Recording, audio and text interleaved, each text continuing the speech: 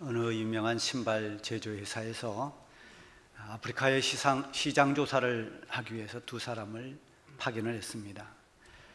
이들이 아프리카 어느 지역에 가서 그곳에 사는 사람들의 생활을 아주 면밀하게 잘 살피고 돌아왔습니다. 그리고는 이제 각각 보고 느낀 대로 앞으로의 신발 판매 전망을 보고를 했습니다. 한 사람이 이렇게 말했습니다. 아프리카 지역은 신발 판매 전망은 전혀 없습니다. 왜냐하면 그곳에 가보니까 모두가 맨발로 생활하고 있습니다. 맨발로 생활하는데 익숙해져 버린 이 아프리카 사람들에게 신발이라는 것은 어색합니다. 아마 거기 가서 신발을 팔면 신발 판매는 아마 불가능할 것입니다. 이렇게 보고를 했습니다. 근데 또 한 사람이 이렇게 말했습니다. 제 생각은 다릅니다. 물론 그들은 맨발로 생활하고 있습니다. 그러나 맨발로 생활하고 있다는 것은 그들에게 신발이 필요하다는 얘기입니다. 우리가 신발을 잘 홍보하고 신발이 얼마나 유용한지를 저들에게 알게 하기만 한다면 아프리카에서의 신발 판매는 대박이 날 겁니다. 이렇게 각각 다르게 보고를 했죠.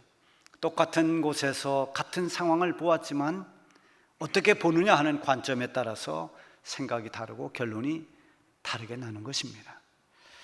맨발의 사람들을 보면서 안 되겠다, 불가능하다 이렇게 부정적 시각으로 보는 사람이 있는가 하면 맨발의 사람들을 보면서 저 사람들은 정말 신발이 필요하구나, 여기에 꼭 신발이 판매되어야 되겠구나 이렇게 생각하는 긍정적인 사람도 있습니다. 똑같은 문제, 똑같은 상황에서 이렇게 두 부류의 사람이 있기 마련입니다. 일반적으로 부정적인 사람들은 어떤 일을 해도 이 발전할 그런 어떤 가능성이 굉장히 적습니다. 그리고 무슨 일을 해도 실패할 확률이 굉장히 높습니다. 그렇지만 긍정적인 사람들은 무슨 일을 해도 발전할 수 있고 또 성장할 수 있는 그런 확률이 매우 높죠. 한때 우리 기독교 서적에서나 또 일부 유명한 목사님들을 통해서 긍정적 사고방식이라는 이런 책이 굉장히 유명을 했고 또 그런 말들이 아주 유행처럼 번졌습니다. 그래서 마치 긍정적 사고가, 긍정적인 이런 마인드가 기독교 신앙인 것처럼 그렇게 여겨지기도 했습니다. 물론 긍정적인 사고라고 하는 것은 우리 기독교 사고와 굉장히 관련이 깊습니다.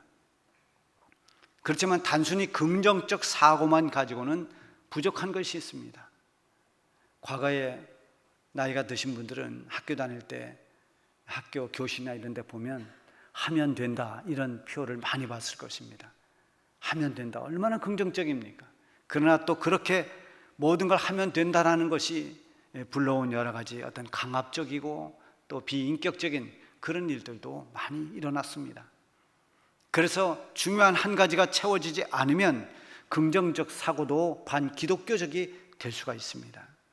그것은 그 채워야 될 그 한 가지는 바로 우리 성도들이 가져야 할 믿음이라고 하는 것입니다. 따라서 온전한 믿음으로 말미암은 긍정적 사고, 이것이 우리가 가져야 할 중요한 마인드죠. 오늘 본문 말씀은 가나안 땅을 한 달 열흘 동안, 그러니까 40일 동안 정탐하고 돌아온 정탐꾼들이 그 땅에 대해서 보고하는 그런 내용입니다.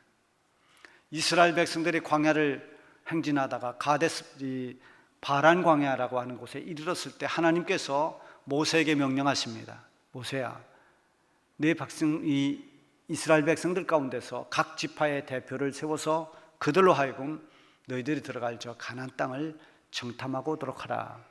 하나님 말씀을 주셨습니다. 가나안 땅은 하나님께서 주시기로 약속한 땅입니다. 그런데 하나님께서 구태여 그 땅을 정탐하지 않아도 얼마든지 그 땅을 주실 수 있음에도 불구하고 그 땅을 다 둘러보고 오라고 말씀하십니다. 그런데 하나님께서 이 이스라엘의 12지파 대표들을 보내서 그 땅을 미리 돌아보라고 그렇게 말씀하시는 것은 왜일까요? 이것이 하나님의 명령이었기 때문에 정탐꾼들을 보내는 것은 순종이 됐습니다마는, 만약에 모세가 하나님의 능력을 신뢰하지 못하고 인간적으로 그 땅을 살펴보기 위해서 정탐꾼을 보냈다면 아마 이것은 하나님을 의심하는 불신앙의 죄가 되었을 것입니다. 그런데 하나님께서 왜 이스라엘 백성들의 12지파를 대표해서 그들로 하여금 그 땅을 보고 오게 했을까요? 하나님도 가나안에 살고 있는 그 땅 거주민들이 두려웠을까요? 그럴 리가 없습니다. 하나님께서 이스라엘 자손들에게서 보시고자 하는 것이 무엇인가?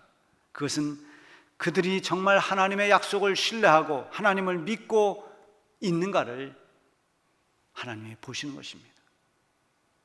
하나님께서는 가끔 우리의 신앙을, 우리의 믿음을 테스트해 보기도 합니다.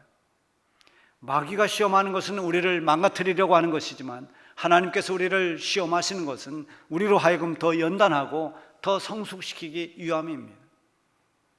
더 단단하게 만드시는 것입니다. 하나님께서 아브라함을 시험하시려고 그를 불렀습니다. 그리고 내 사랑하는 독자 이삭을 바치라고 명령하십니다. 이거 창세기 12장에 보면 분명히 거기에 하나님이 아브라함을 시험하시려고 이렇게 말씀하고 있습니다. 아브라함은 하나님의 시험에 합격했습니다. 인간으로서는 도무지 순종하기 어려운 그 순종을 아브라함은 하나님은 모든 것을 준비하시는 하나님이시다. 여호와 이레야 하나님을 믿고 그대로 순종했을 때 하나님께서 매우 기뻐하시면서 아브라함을 믿음의 조상으로 우뚝 세우시고 그를 축복해 주셨습니다. 어쩌면 여기 12정탐꾼의 가나안 땅 정탐은 하나님께서 이스라엘을 보시는 또 하나의 새로운 테스트이기도 합니다. 우리는 때로 어떤 이해하기 어려운 그런 힘든 상황에 놓여 있을 때 한 번쯤은 꼭 생각해 봐야 되는 것이 있습니다. 왜 내가 지금 이런 상황을 겪고 있을까? 왜 이런 상황을 만났을까? 아무리 생각해도 이해가 되지 않는 경우가 많습니다. 그럴 때 우리는 하나님께서 이 상황을 통해서 나에게 무엇을 원하시는 것일까? 나에게 무엇을 보고자 하시는 것일까? 이것을 한 번쯤 생각하는 사람은 아주 지혜로운 사람입니다. 교회가 문제가 생기거나 또 어떤 다툼이 일어날 때 이런 것을 생각해보는 지혜가 없기 때문에 마치 브레이크 고장난 차처럼 계속 그렇게 밀고 나가고 고집하고 싸우고 엎어버리는 겁니다. 그럴 때는 하나님께서 무엇을 생각하시는가? 하나님의 뜻은 무엇일까? 왜 이렇게 되었을까? 이런 것을 생각하지 못할 때 거기에 사탄이 개입하고 사탄이 모든 것을 조장합니다. 모세는 12지파의 대표를 모았습니다. 그리고 그들을 가나안 땅에 보내면서 그것이 과연 어떤 곳인지, 그곳에 살고 있는 사람들은 강한지 약한지, 또 사람의 수는 많은지 적은지, 땅이 좋은지 나쁜지, 그들이 살고 있는 그 성읍이 그냥 진영을 치고 있는지 성읍이 있는지, 이런 모든 것들을 살펴보고 올 때는 거기서 얻은 과일들을 가지고 오라고 했습니다. 그들은 모세의 명령에 따라서 가나안 땅에 들어가서 자기 역할을 아주 성실하게 감당했습니다. 요나 선지자는 하나님께서 저 니느웨에 가서 말씀을 전하라고 했는데 도망가다 붙잡혔습니다. 회개해서 하나님이 다시 또 기회를 주셨습니다. 그래서 니느웨 땅에 갔지만 그 니느웨 큰 성읍이 3일을 걸려야 돌 수 있는 그런 성읍인데 요나는 하루 돌고 그만둬 버렸습니다. 대충 건성건성 하나님이 하라 하시니까 하기는 하는데 마음을 다하지 않았습니다. 근데 이 정탐꾼들을 보면 가나안 땅을 살피는데 40일이 걸렸습니다. 대충 하고만 한 것이 아닙니다. 한 달이 넘도록 숙박할 곳도 없고 그들에게 준비된 어떤 양식도 없고 가나안 거주민들이 살고 있는 그곳에 정탐하러 들어가서 40일을 버티면서 여기저기를 다 살펴봤습니다. 얼마나 고생을 했겠습니까? 40일간 정탐을 마치고 돌아올 때 그들이 또 가져오라고 한 그 땅 소산의 과일까지 가져왔습니다. 그러고 보면 이들은 각 지파의 지휘관답게 책임감이 있는 사람들입니다. 성실한 사람들입니다.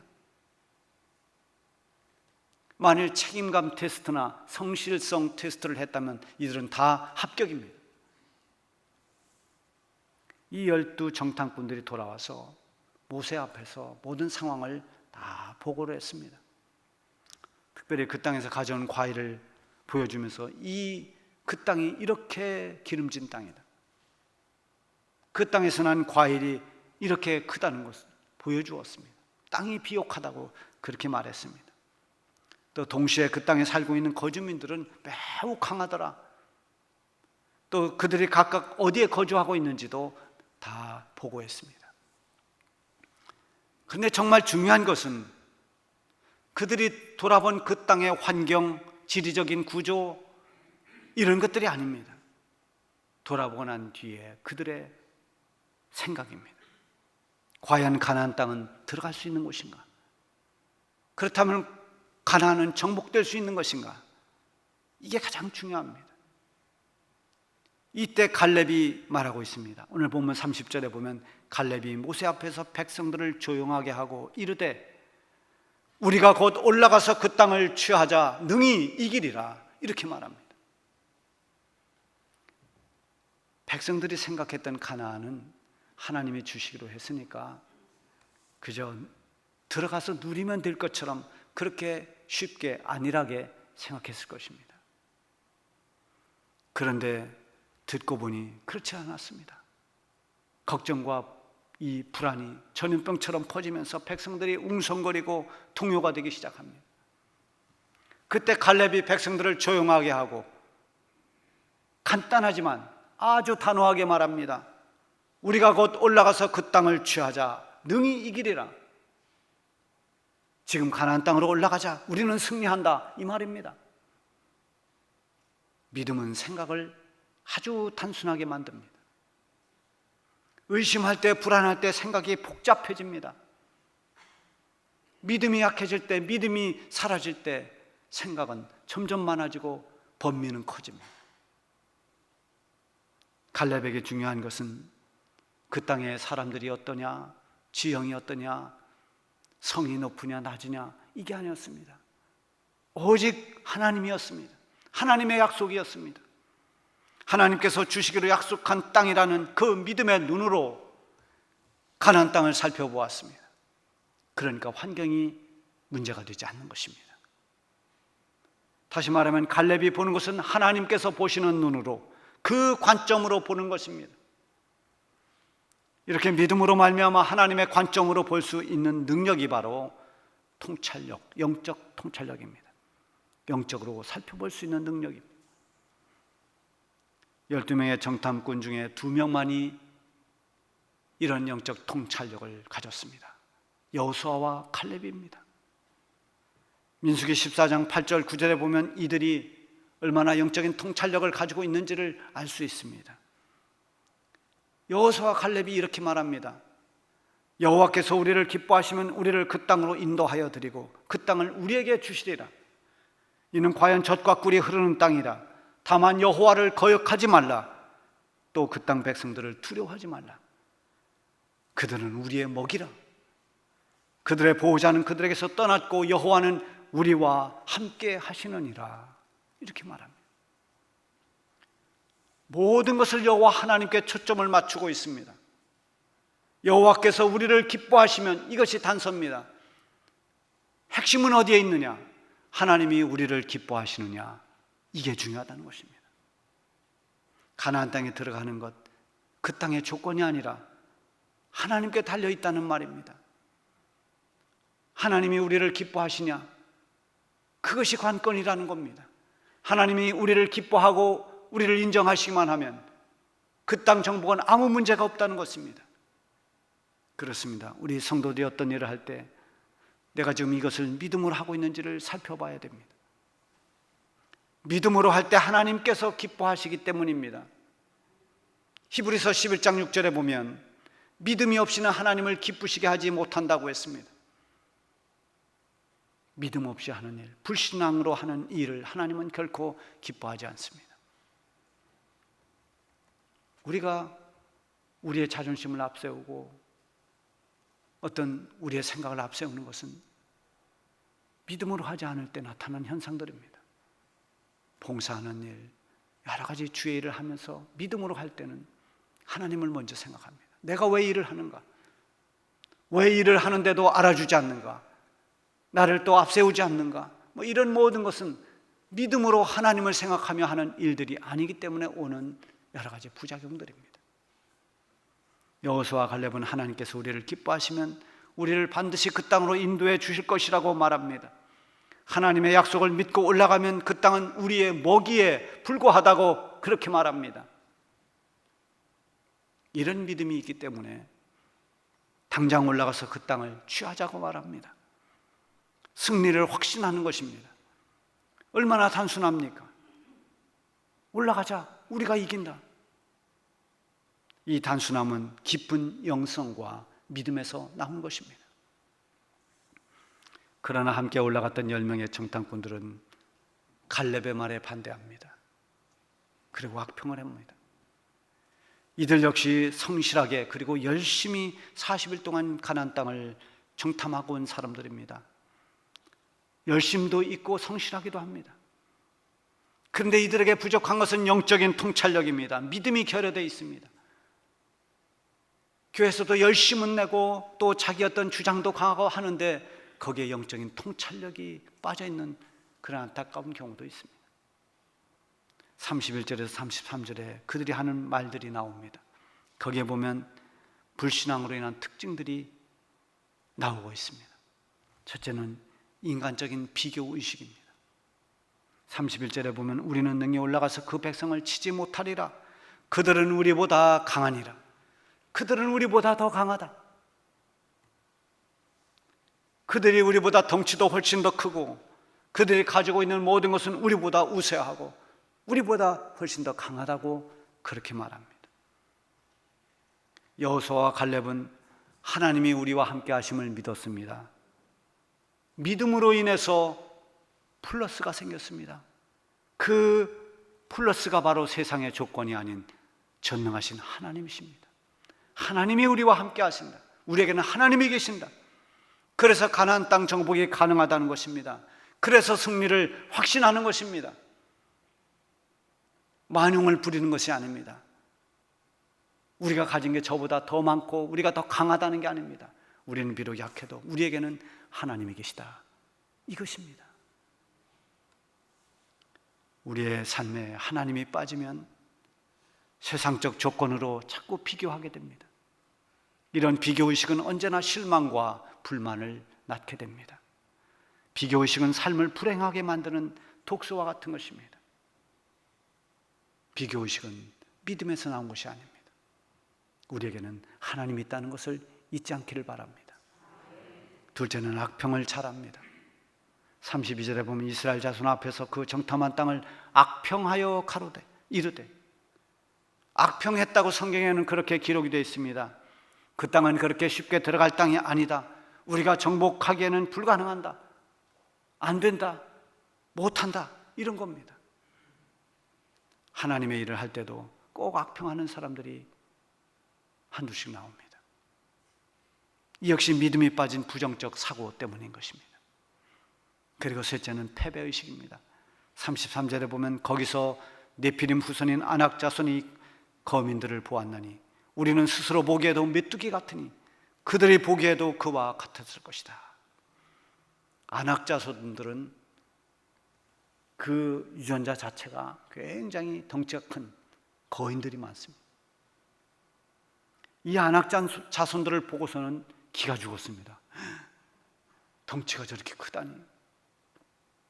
그리고 스스로를 비하하면서 패배의식으로 가득 찼습니다.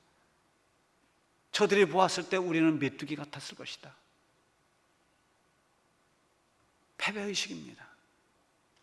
눈에 보이는 크기와 분량으로 측정하려고 하는 불신앙입니다. 그런데 먼 훗날 다윗이 이 아낙 자손 중에 후손인 골리앗과 맞서게 됩니다. 거인인 그 골리앗 장군 앞에서 다윗은 소년이었습니다. 어린 소년입니다. 그래도 다윗은 당당했습니다. 그 앞에서 기죽지 않았습니다. 너는 칼과 창과 단창으로 나에게 오지만 나는 만군의 여호와의 이름으로 너에게 가겠다고 말하면서 골리앗의 목을 쳤습니다. 오직 하나님을 믿는 믿음으로 승리한 것입니다. 하나님은 지금도 여호수아와 갈렙 같은 사람을, 그런 믿음의 사람을 찾고 있습니다. 세상을 살아가면서 수많은 문제와 맞서야 하는 우리 성도들이 이 10명의 정탐꾼처럼 현실만 파악하고 안타깝게도 믿음을 발휘하지 못한 채 한숨과 불만과 패배의식에 사로잡혀서는 안 되는 것입니다. 지금도 우리는 보이지 않는 영적 전쟁을 치르며 살아가고 있습니다. 여러분이 지금 부딪히고 있는 문제는 어떤 것입니까? 그 문제가 아무리 크다 하더라도 하나님보다 더 클 수는 없습니다. 우리에게는 우리와 함께 하시는 전능하신 여호와 하나님이 계십니다. 하나님을 믿고 신뢰하면서 모든 문제를 영적 통찰력으로 볼 수 있기를 바랍니다. 그러면 갈렙처럼 외치게 될 것입니다. 능히 이기리라. 세상을 이기는 이김은 믿음이라고 했습니다. 믿음으로 날마다 승리하며 살아가시기 바랍니다.